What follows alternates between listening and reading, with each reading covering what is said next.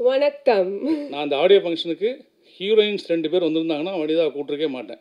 இந்த படத்தில் அவங்க இல்லைன்ற மாதிரியே வச்சுக்கோன்னு தான் நினச்சிக்கிட்டு இருந்தேன். பட் அன்ஃபார்ச்சுனேட்லி கூப்பிட வேண்டிய சூழல் வந்துச்சு, ஏன்னா வேறு ஆர்டிஸ்ட் இல்லைன்னு.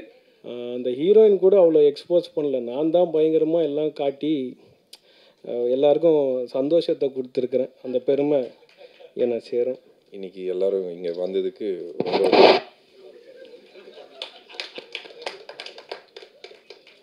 நன்றி.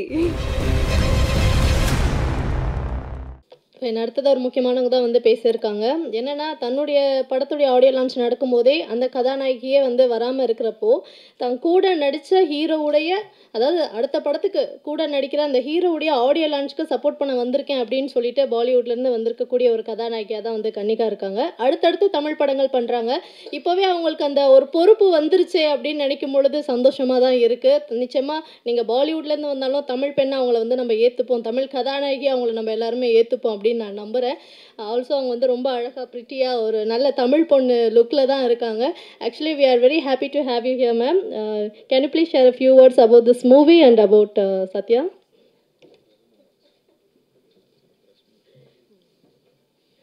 It's really bad of you all. I was actually thinking, what will I say? Okay, so first of all, namaskar. Good evening, everybody. And it's really, really exciting to be here. Thank you. Vanakkam. So, yeah. It's really nice and exciting to be here. I was actually sitting there and preparing, okay, if they'll call me, what will I say? Because I actually didn't understand one single word you all were speaking. And I was like, yeah, oh, they all are praising also. And Sir has spoken a lot. I was like, oh, what all has he mentioned? Okay, so we are here to give a major shout out to Dil Raja, Mr. Vijay Satya, Mr. A. Venkatesh, the entire team. And I can already see that the movie has great potential because the people in it are amazing, superbly talented. The songs we have seen are already trending. So let's give it a shout out. And this night is about this only. And yeah, all the best. Thank you so much for having me.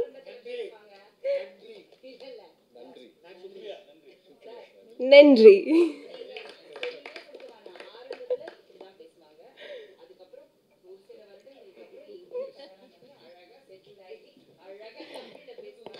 Thank you கனிகாமன், thank you so much. இல்லை, அடுத்து அவங்க தமிழ் படம் பண்ணிகிட்ருக்காங்க. அதனால் அவங்க அடுத்த முறை உங்களை சந்திக்கும் போது நிச்சயமாக வந்து தமிழில் தான் பேசுவாங்க. அந்த படத்துலேயுமே வந்து சத்யா அவர்கள் ஹீரோவாக நடிக்கிறாரு. ஹெர்குலஸ் அப்படின்ட்டு அந்த படத்துடைய டைட்டில். ஸோ நிச்சயமாக நெக்ஸ்ட் டைம் உங்களை பார்க்கும்போது அவங்க தமிழில் பேசுவாங்க அப்படின்ற நம்பலாம். இப்போ அடுத்ததாக ஒரு முக்கியமான நபர் தான் வந்து பேச வர இருக்காரு. சாருடைய பல படங்கள் நம்ம பார்த்துருக்கோம். மோஸ்ட்லி எல்லாமே வந்து வெற்றி படங்கள் தான். அவருடைய படத்தில் அவர் ஃபாலோ பண்ணுற 2 விஷயம், ஆக்ஷன் எந்த அளவுக்கு பயங்கரமாக இருக்கோ அதே மாதிரி காதலும் இருக்கும். அதாவது அதிரடிக்கும் காதலுக்கும் ஒவ்வொரு படத்துலேயும் வந்து புதிய பரிமாணத்தை கொடுத்த ஒரு இயக்குனர். தில்ராஜா படத்துலையுமே வந்து அட்டகாசமான கதைக்களத்தோட இந்த படத்தை நமக்காக கொடுத்துருக்கக்கூடிய கேப்டன் ஆஃப் த ஷிப் திரு ஏ. வெங்கடேஷ் அவர்களை பேசுமாறு அன்புடன் அழைக்கிறோம்.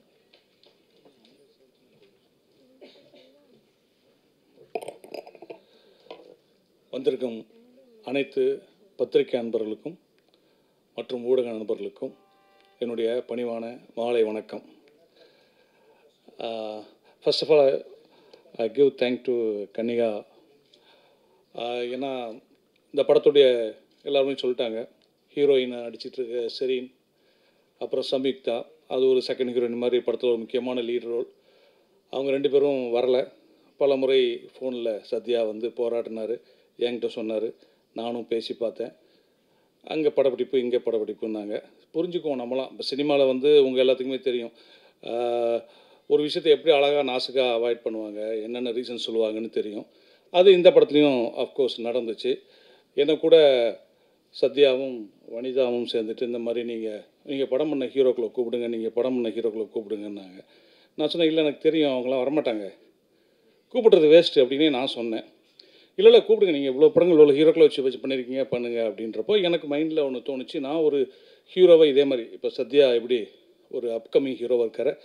சொல்ல மாட்டேன், சத்யா வந்து இது ஃபஸ்ட்டு படம் கிடையாது. அவர் இதுக்கு முன்னாடி ஒரு 4-5 படங்களில் பண்ணியிருக்காரு. குறிப்பாக சொல்லப்போனால் நெல், மகாராஜன், இப்போ வந்த மகாராஜா இல்லை, அப்போ வந்த மகாராஜன் போன்ற படங்கள்லாம் பண்ணியிருக்காரு. அப்படி அப்கமிங்கில் இருக்கிற ஹீரோவாக இருக்கிறாரு. நாம் ஒரு இப்படி தானே ஒரு அப்கமிங் ஹீரோக்கு படங்கள் 2 படங்கள் பண்ணி அவர் வந்து சினிமாவில் அவருக்கு ஒரு ஒரு ஒரு கம்பேக் மாதிரி கொடுத்தோம் அப்படின்ற மாதிரி.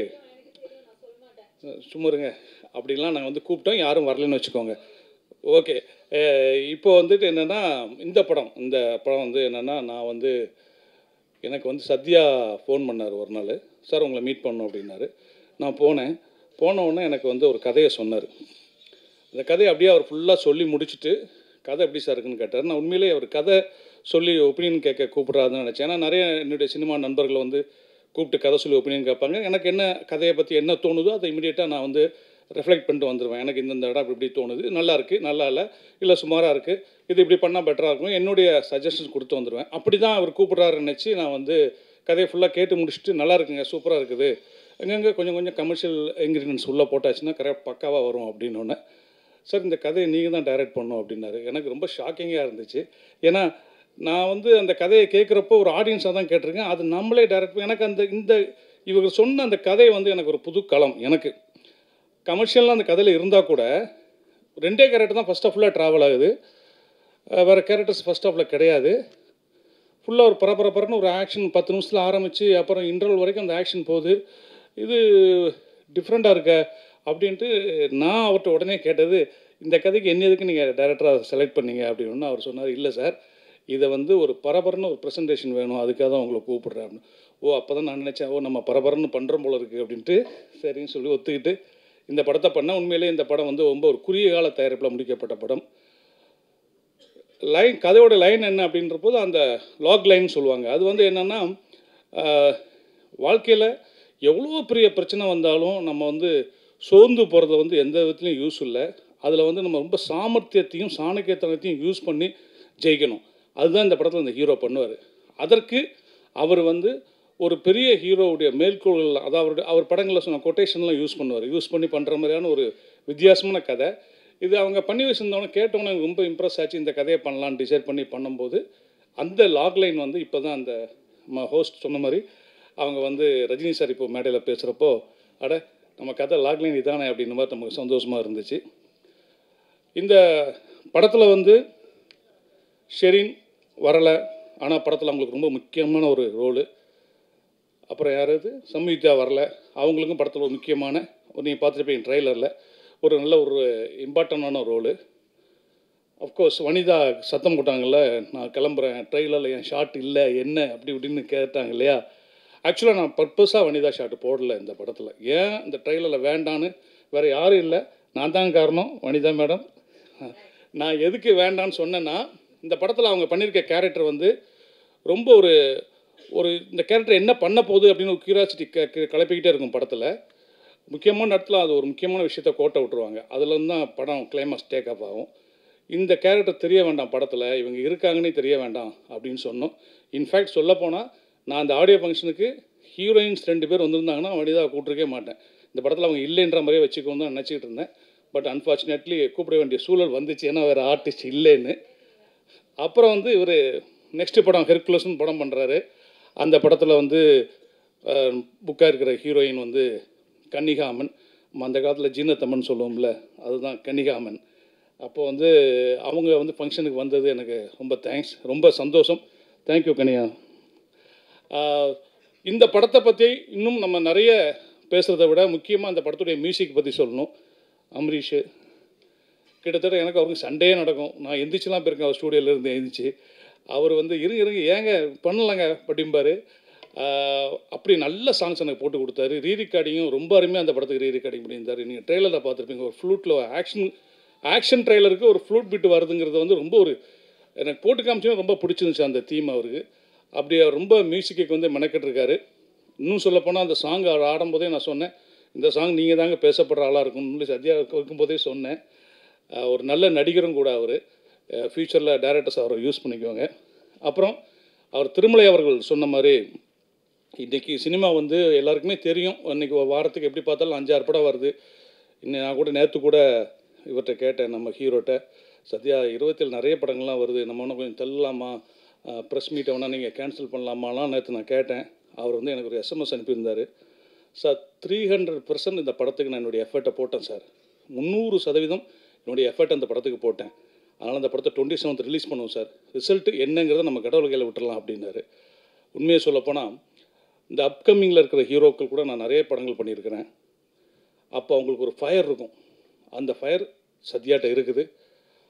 அந்த வேட்கையும் அதுக்காக அவர் போடுற எஃபர்ட்டு, அவர் பண்ணக்கூடிய ஸ்ட்ரெயின், நைட்லாம் அவர் படுக்க தூங்கும்போது 3 மணி 3:30 மணிக்கெல்லாம் மெசேஜ் போட்டு படுத்துருக்கிறாரு. அவ்வளோ தூரம் அவர் ஸ்ட்ரெயின் பண்ணியிருக்காரு. தயாரிப்பாளர் வந்து அவருடைய நண்பரும் கூட. இப்படி ஒரு நண்பருக்காக படம் எடுத்திருக்காரு. அதை இயக்க எனக்கு ஒரு வாய்ப்பு கிடச்சிருக்கு. இந்த படம் சத்யாவை தமிழ் சினிமாவில் அப்படியே இந்த ஒரே படத்தில் தூக்கிட்டு உச்சத்தில் வைக்க வேண்டாம், ஒரு 2 படம் அவருக்கு புக் ஆனால் போதும். இதை பார்த்துட்டு அதுவே எனக்கு கிடைச்ச வெற்றி. இந்த படத்தில் எங்கூட பணியாற்றின கேமராமேன், அப்புறம் music director Amrish, editor Suresh sir, அப்புறம் இந்த படத்தினுடைய அனைத்து டெக்னீஷியன், என்னுடைய உதவியாளர் உள்பட ரொம்ப ஸ்ட்ரெயின் பண்ணாங்க. எல்லாருக்கும் இந்த மேடையில் நான் நன்றி கூறிக்கொண்டு, இப்போது வந்து ஒரு படம் ரிலீஸ் ஆகி ஒரு 3-4 டேஸில் வந்து அந்த படத்தினுடைய ரிசல்ட் என்னென்னு தெரிஞ்சிடும், எல்லாருக்குமே தெரிஞ்சிடும். அப்படி இந்த படம் கடவுளுடைய அனுக்கிரகத்தால், தெய்வத்தால் ஆகாத எனினும் முயற்சி தன்மை வருத்த கூலி தரும் அப்படின்னு திருவள்ளுவர் சொல்லியிருக்காரு. கடவுள் கொடுக்காட்ட கூட சத்யா பண்ணிகிட்டு இருக்க அந்த எஃபர்ட், அந்த முயற்சி, அவர் படக்கூடிய அவமானங்கள், இன்சல்ட்டு, அதெல்லாம் தாண்டி அவர் அந்த படத்தை வந்து இன்றைக்கி இந்த மேடை கொண்டு வந்துட்டார் ரிலீஸுக்கு. இந்த ரிலீஸில் இந்த படம் வெற்றின்னு ஒரு பேரும், படம் நல்லா இருக்குப்பா, படம் பார்க்கலாம் அப்படின்ற ஒரு பேரும் கிடச்சி, இந்த படம் சத்யாவுக்கு மீண்டும் ஒரு படம் புக் பண்ணி கொடுத்தா கூட அது எனக்கு கிடைச்ச வெற்றி, நான் சந்தோஷப்பட்டுக்குவேன். இந்த வந்திருக்க பத்திரிகை நண்பர்கள், ஊடகங்கள் எல்லாருமே அவருடைய உழைப்புக்காக அவருக்கு நீங்கள் நிறைய சப்போர்ட் பண்ணுங்கள். இந்த படம் எல்லோரையும் நிச்சயமாக திருப்திப்படுத்தும் படம் பார்க்குறவங்கள அப்படின்னு எனக்கு ஒரு இயக்குனராக நம்பிக்கை இருக்குது. மீண்டும் ஒரு நல்ல மேடையில் உங்களை சந்திக்கிறேன். இந்த படத்தை வெற்றி பெற செய்யறதுக்கு நீங்கள் கொண்டு போய் சேர்க்குற விஷயந்தான் முக்கியம். அதை சேர்ப்பீர்கள். எப்போவுமே எனக்கு அந்த பத்திரிகையாளருடைய அந்த நட்பும் அவருடைய ஆதரவும் இருந்திருக்கு. இந்த படத்தில் நடக்கும். உங்கள் அனைவருக்கும் மீண்டும் நன்றி கூறி விடைபெறுகிறேன். நன்றி, வணக்கம். So much sir. தில் ராஜா படத்துடைய இசையமைப்பாளர் நடிகர் நம்மளுடைய அமரீஷ் அவர்கள் தற்போது பேசுவார்கள். வணக்கம். மேடையில் இருக்கும் பெரியோர்களுக்கு வணக்கம், வந்த பத்திரிகை நண்பர்களுக்கு வணக்கம்.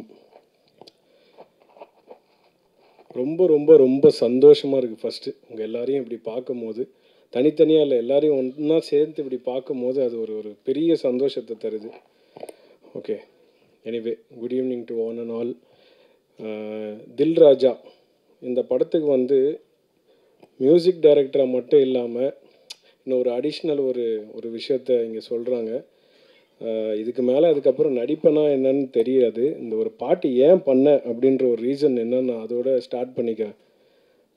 படம்லாம் முடிஞ்சிருச்சு, ஒரு இன்ட்ரோ சாங் இருந்தால் நல்லாயிருக்கும் அப்படின்னு சொல்லி எதிர்பார்த்தாங்க. சரி ரைட்டு, நல்லா என்ன மாதிரி வேணும் அப்படின்னும் போது ஒரு நல்ல ஒரு ஆக்ஷன், ஒரு மாஸ் சாங் வேணும். அப்புறம் நானும் டைரக்டர் சார், ஹீரோ எல்லோரும் கலந்து பேசி இது எப்படி பண்ணலாம் அப்படின்னும் போது ஒரு கொஞ்சம் ஹியூமர் இருக்குன்னு தான் நல்லாயிருக்கும்.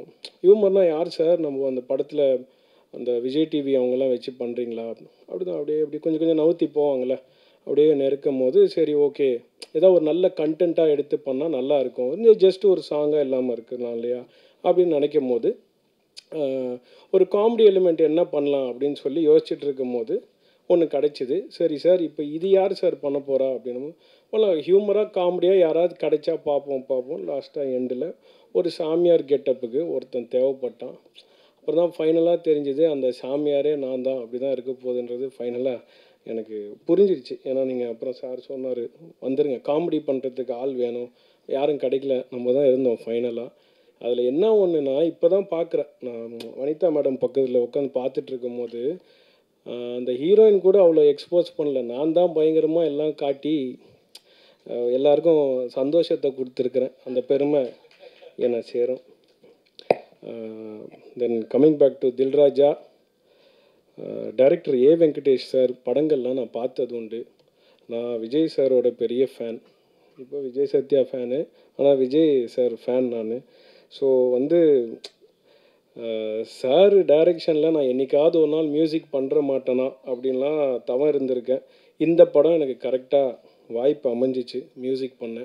அவரோட எவ்வளோ படங்கள் பண்ண டைரக்டர், எவ்வளோ சீனியர் டைரக்டர். இதில் என்னென்னா எங்கள் அம்மாவும் அவரோட டைரெக்ஷனில் ஒரு படம் பண்ணியிருக்காங்க, அதுவும் விஜய் சார் படம்னு இருக்கும்போது எனக்கு அது இன்னும் ரொம்ப ஒரு ஆர்வம். அவரோட மியூசிக்கில் எப்படி, அவரோட டைரெக்ஷனில் எப்படியாவது நம்ம ஒரு பாட்டு பண்ணிட மாட்டோமான்னு நினைக்கும் போது ஒரு ஃபுல் பெரிய படம் கிடச்சிது. அது ப்ரொடியூசருக்கும் விஜய் சத்யா சாருக்கு I thank this moment. Thank you bro. Then coming back to hero, இவர் என்னோட நல்ல ஃப்ரெண்ட். ஃபஸ்ட்டு எல்லாருக்கூடையும் நல்லா பழகுவார்.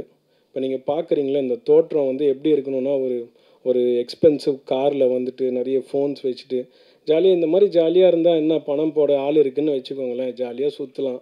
அந்த மாதிரிலாம் இல்லை. தான் உடலை வந்து நல்லா வற்புறுத்தி ஒரு 6 பேக்கு 24 பேக்கு எவ்வளோ பேக் தெரியாது இப்போ இருக்குது, இவ்வளோ பேக்கை ரெடி பண்ணி மக்களுக்கு என்டர்டெய்னராக இருக்கணும். ஹீரோவாக நான் கேட்டேன், என்ன bro you want to become இந்த கேஜிஎஃப்லலாம் வருமே அந்த மாதிரி ஒன்று ஆகணுமா? இல்லை bro, I want to become a nice entertainer to the ஆடியன்ஸ்னாரு.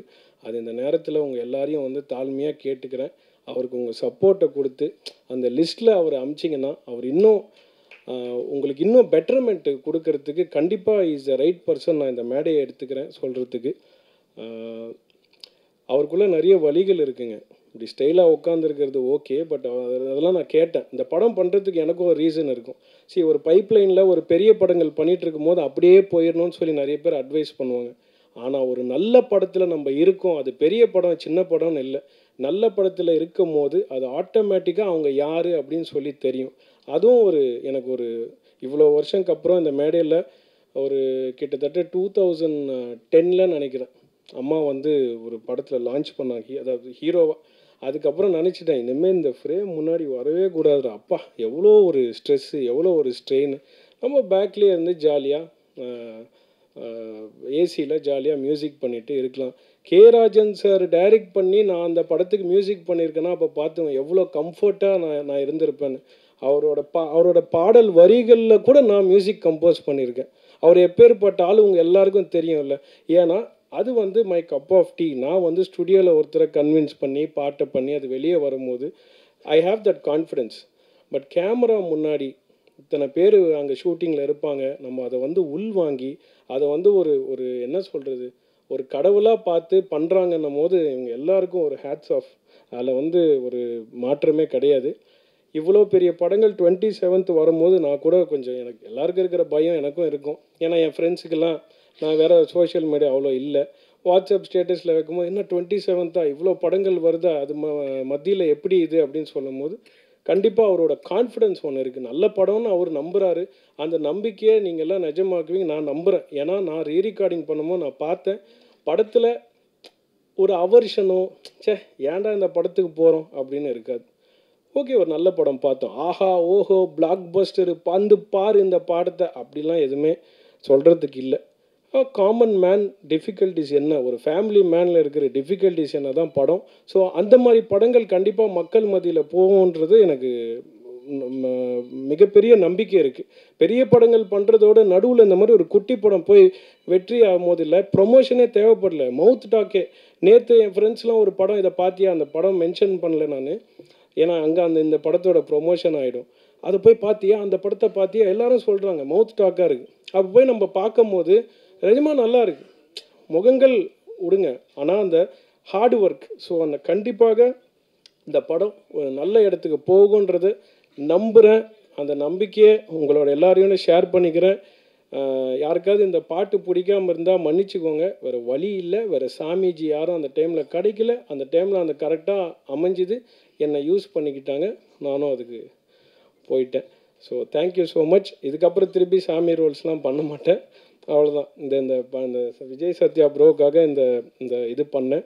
Bro, you have way to go and you will 100% succeed in this industry because I know the pains. You got this for you to understand what I'm talking to him, because so far I know you didn't understand anything.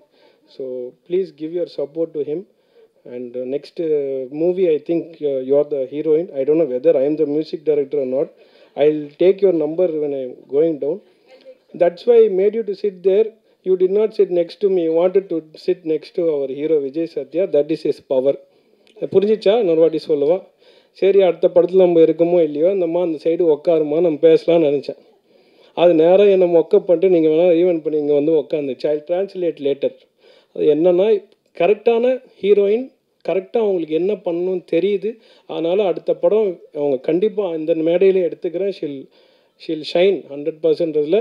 மாற்றம் கிடையாது. So bro, அடுத்த படத்தை பற்றி நிறைய எனக்கு சொல்லலை, சொல்லுங்கள். ஏன்னா இவர் ப்ரொடக்ஷனில் எப்போவுமே சாப்பாடுக்கு எந்த குறையும் இருக்காது. அதே டைமில் யாருக்காவது எந்த பேமெண்ட்டாக இருந்தாலும் உடனே வந்துடும் இவர் இருந்தார்னா. அந்த விஷயத்தையும் சொல்லிடுறேன். ஏன்னா யாரும் கஷ்டத்தில் படம் பண்ணக்கூடாதுன்னு நினைக்கிற ஒரு ஆள். ஸோ அந்த மாதிரி ஆட்களை வளர்த்திங்கன்னா இன்னும் நிறைய பேர் அவர் கதை வந்து சொல்லுங்கள். நல்ல கதைகள் கேட்டுட்ருக்காப்புல, நல்ல படம் பண்ணுறேன். அடுத்த டைரக்டர் யாருங்க? அடுத்த படம் சாருக்கு புக் ஆன டைரக்டர் இங்கே எங்கேயோ இருக்கீங்களா? சார் சொல்லுவார். ஓகே, அவருக்கும் இந்த நேரத்தில் நான் வாழ்த்துக்களை சொல்லிக்கிறேன். சார், இவர் எல்லாமே பண்ணக்கூடிய வாய்ப்பு இவருக்கு கொடுங்க சார். ஏன்னா எதை வேணால் பண்ணக்கூடிய விஷயங்கள் அவருக்கு இருக்குது. He'll go take it to the next level. என்ன போட்டியாக இருந்தாலும் போடுறதுக்கு ரெடி. ஏன்னா இவர் மேலே இவருக்கு நம்பிக்கை இருக்குது. நானும் இவரை நம்புகிறேன், நீங்களும் நம்புவீங்கன்றது நினைக்கிறேன். Thank you so much for this opportunity sir. நம்ம 27th அப்புறம் நிறைய பேச வேண்டியது இருக்குது. உங்கள் எல்லாரையும் சந்திக்கிறேன். Thank you sir. Thank you so much sir. Sorry sir. Thirumalai அண்ணன், நீங்கள் இப்போ ஓப்பனிங்னால நான் மறந்துட்டேன் நிறைய பேர். நீங்கள் கொஞ்சம் பேசினாலும் அதில் உண்மை இருக்கும். அது கொஞ்சம் நிறையா தான் பேசுனீங்க, பட் இருந்தாலும் அதில் தெளிவு இருக்குன்னு. ராஜன் சார், ரொம்ப நேரம் எடுத்துக்காதீங்க, பசிக்குது சார். நீங்கள் உங்களோட ஆசீர்வாதம், உங்களோட ஃபேனாக கேட்குறேன். ஆனால் பசிக்குது சார். ஒன்று. மூணாவது விஷயம், ரொம்ப கலையாக இல்லை, நாங்கள் மட்டும்தான் அப்படின்னு நினச்சிட்டு இருந்தோம் ஹாலில். நானே, சத்யா ப்ரோ, இவங்கெல்லாம் உட்காந்துருந்தோம். அப்புறம் அவங்க எப்பவுமே அப்படி அமைதியாக இருக்காங்க. இவங்கெல்லாம் உட்காந்துருக்கும் போது ஹிந்திக்கார சார் ஒரு கோட்லாம் போட்டு உட்காந்துருந்த போது இப்படியே சைலண்ட்டாக இருந்துச்சு. அவ்வளோதானா? அப்படியே யாருமே இல்லையே, ஹீரோயின்ஸும் யாரும் இல்லை. ஏன்னா ஃபஸ்ட்டு ஆடியோ லான்ச் நடக்கும்போது ஷெரீன்லாம் இருந்தாங்க, நல்லா பேசினேன். யாரும் இல்லையோ உட்காந்து. நம்மளுக்கு என்ன செட்டுக்கு வர முடியாதுல்ல, இப்படிலாம் பார்த்து பேசினா தான் உண்டு. பார்த்தே இருக்கும்போது டக்குன்னு ஒரு அலை சவுண்டு, பயங்கரமாக ஏதோ வண்டி கிராஷ் ஆன மாதிரி பிரச்சனைலாம் ஓடுற சவுண்டு. அப்போ தெரியும் வனிதா மேடம் என்ட்ரி ஆகிட்டாங்க. அதனால் ஸோ தேங்க்ஸ். இந்த மேடைக்கு வந்து I take this opportunity and to say this movie is going to be a good entertainer. And sir, thanks for choosing me sir. என்னோடய கனவு வந்து ஒரு கனவு நினைவாயிடுச்சு சார். சார், நீங்கள் இப்போ உங்களை விட்டு வர பயமாக இருக்குது சார். நீங்கள் கொண்டனால எவ்வளோ நினைப்பே எனக்கு தெரியாது சார். இவ்வளோ அழகாக தமிழில் தான் பேசணுன்ற எங்களோட சார் ராஜன் சார் என்ன பாட்டு எழுதியிருந்தார் தெரியுமா? ஊத்து மச்சான் ஊத்து, நீ ஓவராக தான் ஊத்து, ஏத்து மச்சான் ஏத்து, நீ ஏடா கூடமாக ஏத்து அப்படின்னு சொல்லி ஒரு தத்துவ பாடலை. ஏன்னா இப்படியும் எழுதுவாருன்னு சொல்லிட்டு சும்மா வந்துட்டு இல்லை, நீங்கள் நல்லா இருக்க வேண்டும், 4 பேர் மதிக்க வேண்டாம். யார் இதெல்லாம் கேட்குறதுக்கு ரெடியாக இருக்குது சார்? நானே தூங்கிடுவேன். எனக்கும் சொன்னார், அப்படியா உனக்கு என்ன மாதிரி வேணும், அவுத்துடு ஏற்றுடு இது மாதிரி வேணுமா? இல்லை சார், இந்த மாதிரி யூத்தாக கேட்கணுன்னு நான் மிரண்டுட்டேன். ஊத்து மச்சான் ஊத்து, நீ ஓவராக தான் ஊத்துனாரு. நான் மிரண்டேன் சார். அந்த பாட்டு கண்டிப்பாக ஒரு நாள் வெளியே வந்து பெரிய தத்துவ பாடலாக வரணும்னு எல்லாம் வல்ல இறைவனை வேண்டிக்கிறேன். நன்றி சார். Thank you sir. தில்ராஜா படத்துடைய கதாநாயகன் திரு விஜய் சத்யா அவர்களை பேசுமாறு அழைக்கிறோம்.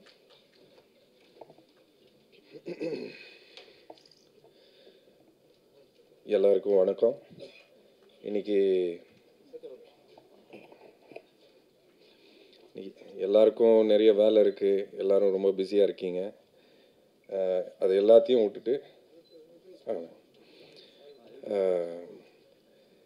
உங்கள் டைமை கொஞ்சம் ஒதுக்கி நான் நடித்த படம் தில்ராஜாவுக்காக இன்றைக்கி எல்லோரும் இங்கே வந்ததுக்கு ரொம்ப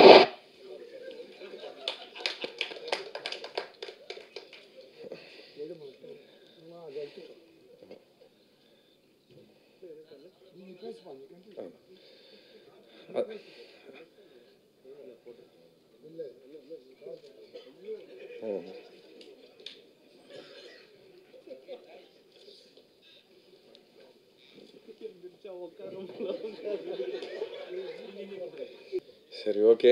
அண்ணனுக்கு ஒரு பெரிய நன்றி வந்து என்னை வாழ்த்ததுக்கு. ஸோ எல்லாரோட சப்போர்ட் எனக்கு கண்டிப்பாக வேணும். ரொம்ப நாளாக போராடிட்டு இருக்கேன், எல்லாருக்கும் தெரியும். இந்த படம் கண்டிப்பாக ஒரு ரொம்ப அருமையான படம், நல்ல படம். எல்லோரும் ரொம்ப ரசித்து வேலை செஞ்சு இந்த அளவுக்கு வந்திருக்கோம். ஸோ உங்கள்கிட்ட ரிக்வெஸ்ட் தான் பண்ண முடியும். இந்த படத்தை எந்த அளவுக்கு சப்போர்ட் பண்ணி எல்லா இடத்துலையும் கொண்டு போய் சேர்க்க முடியுமோ சேர்த்துக்கோங்க. என்னையும் கொஞ்சம் சப்போர்ட் பண்ணுங்கள். நன்றி, வணக்கம். அவ்வளோதான்.